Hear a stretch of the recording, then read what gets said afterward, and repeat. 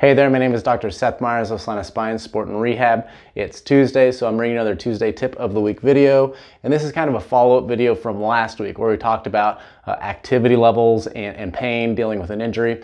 So let's dive right in. So last week, refresher, I gave the 2 rules for folks questioning, how much activity should I be doing? How do I know if I'm overdoing it? The 2 rules I gave them is, number 1, typically we want to try and keep activity or pain below about a 4 out of 10 threshold while you're doing that activity.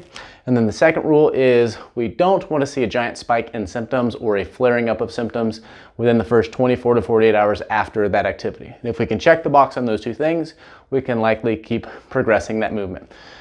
And the whole reason why we have those is because if you look at any of the research dealing with pain, you tend to see that exercise is good, activity is good, and rest, bed rest, especially prolonged bed rest, is typically not as good. Or what that means is it elongates how long we have symptoms, doesn't help with pain, so on and so forth.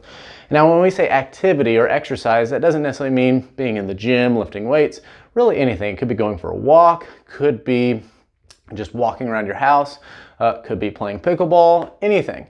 Anything could be considered activity. Now, typically what we tend to see, or the way I think of it in my brain, is we're dealing with pain. Usually we want to try and get some activity going, but we don't want to flare things up, right? So in my brain, I think of it as this little bar graph for how much load is going through that area throughout the day. Obviously, the more and more and more things we do, the higher and higher and higher we climb.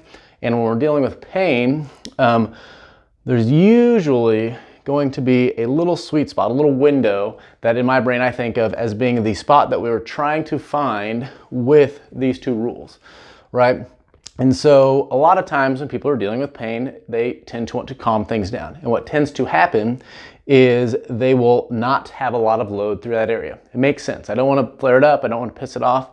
But the reality is if we keep that activity level, especially regarding that area, really low, we never get any positive adaptations of activity and exercise. So that extra blood flow, increasing some endurance, increasing some coordination. If we keep that stress so low, we never get those positive benefits. Obviously, on the other hand, though, we can easily overdo it. So some of our athletes, people who can't stay out of the gym, they get an injury and they always surpass that little window. They're always in this little black box up here where they're constantly overdoing how much load should be going through that area.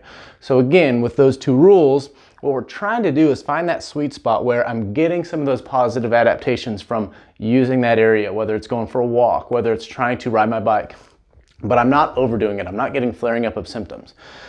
The tricky part is, and this is where working with a clinician comes into a really good hand here, is that window is going to move probably on a daily basis. The amount of activity that it takes for you to flare up for symptoms could change daily.